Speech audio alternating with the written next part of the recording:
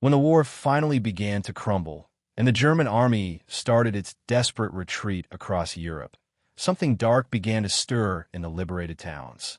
The joy of freedom mixed with a thirst for vengeance. And it wasn't the soldiers who first felt it. It was the women. Women who had once smiled at the occupiers, who had walked beside them, or who had simply tried to survive by being close to them. You can almost picture it, the church bells ringing to announce liberation, crowds cheering, flags waving. Then a sudden change in the air. The cheers quiet down, replaced by shouts. A woman is dragged out of her home by her hair. Her face pale, terrified. Someone screams that she slept with the Germans, and the crowd doesn't need proof. They already have their target. Across France, Norway, the Netherlands, Denmark, and Belgium, these moments became chillingly common in 1944 and 1945. The war was ending, but a new kind of violence was beginning, one driven not by uniforms and orders, but by shame, jealousy, and moral rage. In France, they called it les taunts, the shearings. It started almost immediately after the D-Day landings. By August 1944, as Allied troops liberated Paris, scenes of revenge were breaking out in towns and villages everywhere. Crowds gathered in the streets to watch the punishment of women accused of what was called horizontal collaboration. That phrase, so deceptively mild, meant that a woman had been romantically or sexually involved with a German soldier. It didn't matter whether she had loved him, been coerced, or simply traded companionship for food. To the crowd, she was a traitor. The punishment was brutal, primitive, and public. Her head would be shaved, sometimes roughly, sometimes ceremoniously, while hundreds watched. People spat at her, cursed her, threw stones or rotten vegetables. Some were stripped half-naked, paraded through the streets with swastikas painted on their foreheads. Children ran beside them, laughing and shouting. Historians estimate that at least 20,000 women were shaved in France alone, but others suggest it could have been as many as 30,000 or even 40,000. The records are incomplete, lost in the chaos. The spectacle was called the Ugly Carnival, and for good reason. Town squares turned into arenas of humiliation. Men who had done nothing during the occupation now felt like heroes, avenging the nation's honor on defenseless women. In one small town in Normandy, a photographer captured an image that still shocks viewers today. A young mother, her hair freshly shorn, holding her baby while a jeering mob surrounds her. The child looks confused, unaware that his father was a German soldier. That photo became an icon of the purge of shame. By the war's end, it's believed that over 200,000 babies in France have been born to German fathers. In Norway, 12,000. Even in the tiny Channel Islands, around 900. These children were called the children of shame. Many never met their fathers, who were either dead, captured, or had fled back to Germany. Their mothers often suffered doubly, shunned by neighbors, punished by mobs, sometimes even exiled from their hometowns. Some of these women had genuinely fallen in love. They believed the German soldiers' promises, that after the war, they would marry, start a new life in Berlin or Munich. For others, love had little to do with it. They were starving, afraid, alone. A soldier's affection could mean a loaf of bread, a can of milk, or protection from other men. The crowd didn't care about such details. To them, these women had betrayed France, betrayed their families, their fallen husbands, and their pride. The punishment was not about justice. It was about cleansing humiliation through public spectacle. In Norway, the story unfolded a little differently, quieter but just as cruel. When German forces occupied the country in 1940, thousands of young women found themselves working near military installations. Some were nurses, others translators, clerks, or simply locals living in garrison towns. Over the next 5 years, many developed relationships with German soldiers.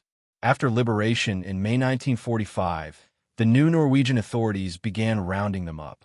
Around 5,000 women were officially registered as Tyskerdos, literally German girls. Thousands more were never counted. They were interrogated, ostracized, and often sent to internment camps. Some were stripped of their citizenship, others imprisoned without trial. The children born from these unions, known as Tiskerbarn, became victims too. Many were taken from their mothers, placed in orphanages or psychiatric institutions. Some were even considered genetically tainted and unfit to grow up among pure Norwegians. A secret plan by the Norwegian government even discussed deporting hundreds of these children to Australia or Sweden. It's hard to believe, but the cruelty wasn't limited to the first days after liberation. It lasted for years. In the Netherlands, similar scenes took place in 1945. Crowds dragged women from their homes, shaved their heads, and painted their faces with tar or swastikas. Dutch collaborators, both men and women, were often punished severely. But women became the easiest targets. They were visible. They had walked with German soldiers, danced with them, sometimes even worn German uniforms. In Amsterdam, a photographer captured a haunting sequence. A young woman, her hair shorn off, being marched barefoot down the street as men jeered and spit. She tries to cover herself, clutching what's left of her torn dress. Behind her, others stand watching, some angry, some ashamed. In Denmark, many of the so-called German girls were factory workers or maids who had little choice. Some had been raped by occupiers. Others were coerced into relationships under threat of punishment. But when liberation came, no one cared to ask. Around 5,000 Danish women were accused of fraternizing with the enemy. Many were publicly humiliated, some imprisoned, and hundreds stripped of their jobs or right to vote. One Danish historian wrote later, "It was not about justice. It was about men reclaiming their pride by taking revenge on women who had made them feel powerless during the occupation." Belgium saw similar patterns. In Liège, Namur, and Brussels, women were dragged into the streets and paraded on trucks. Their heads shaved, their clothes ripped, their bodies marked with charcoal and paint. Crowds shouted traitor and whore. The irony was that some of these same men had quietly worked with the Germans themselves, selling goods, providing information, or simply turning a blind eye when it suited them. A few Belgian priests even took part in the humiliations, blessing the cleansing of sin. But others condemned it. One Jesuit priest wrote in his diary, "We fought evil for 5 years, and now we commit evil in daylight." Across Europe, tens of thousands of children grew up carrying the stigma of their birth. They were often bullied, denied schooling, called Nazi brats or enemy bastards. Some were beaten by other children. Others were hidden away by mothers who feared for their safety.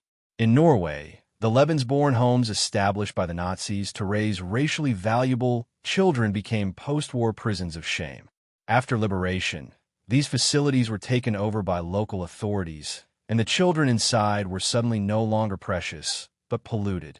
One Norwegian girl, born in 1943 to a German father, recalled later, "I was 6 when a teacher told me I didn't deserve to live in this country. I didn't know what I'd done wrong. My only crime was being born." In the first months after France's liberation, the country was swept by what Charles de Gaulle called l'épuration savage, the savage purge. Resistance fighters, once heroes of underground struggle, now turned into executioners of morality. They sought to restore national dignity through violence, and in doing so, blurred the line between justice and revenge. Some of the punishments were spontaneous, carried out by mobs. Others were organized, with lists of accused women drawn up by local resistance committees. In a few rare cases, these collaborators had indeed provided intelligence to the Germans or informed on French patriots. But most were guilty of nothing more than love, hunger, or survival. Churchill's secretary, Jacques Colville, witnessed one such scene in Paris. He wrote, "I watched an open lorry drive past to the accompaniment of boos and catcalls from the French populace, with a dozen miserable women in the back, every hair on their heads shaved off. They were in tears, hanging their heads in shame. Whilst disgusted by this cruelty, I reflected that we British had known no invasion for some 900 years, so we were not the best judges. Even some Allied officers tried to intervene, but the crowds were uncontrollable. The joy of liberation had twisted into something feral. A strange hypocrisy ran through all of this. While women were being shaved, paraded, and assaulted, the men who had collaborated, who had sold supplies to the Germans, built for them, informed for them, often walked free. In some towns, only a few men were punished at all.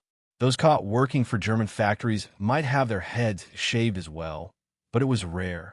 It was easier and safer to attack a woman. Some of the men leading these humiliations had themselves been black market traders or silent cooperators. But the public didn't want to see that.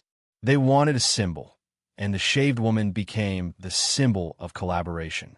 Beneath all the violence and spectacle, there was something more complicated, a kind of collective guilt. For years, much of occupied Europe had adapted to life under German rule.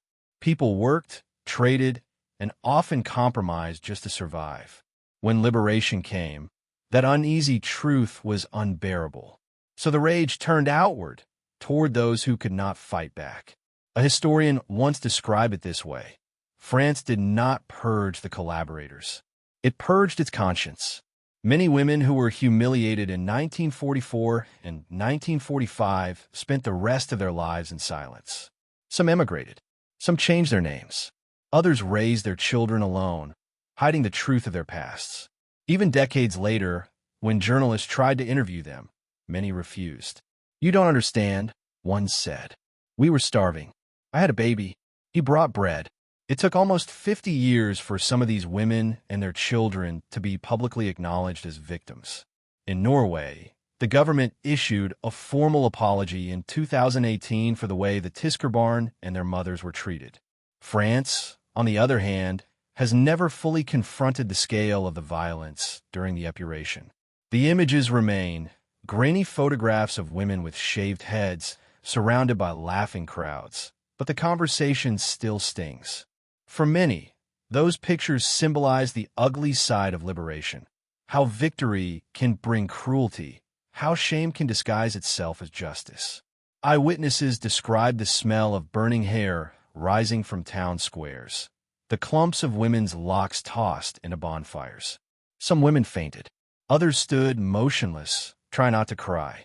Children watched, not fully understanding what they were seeing. And yet, to the cheering crowds, it all felt righteous, like they were cleansing the land, washing away years of humiliation. But what they really destroyed was something more fragile: the idea of mercy, the chance to begin again without hate.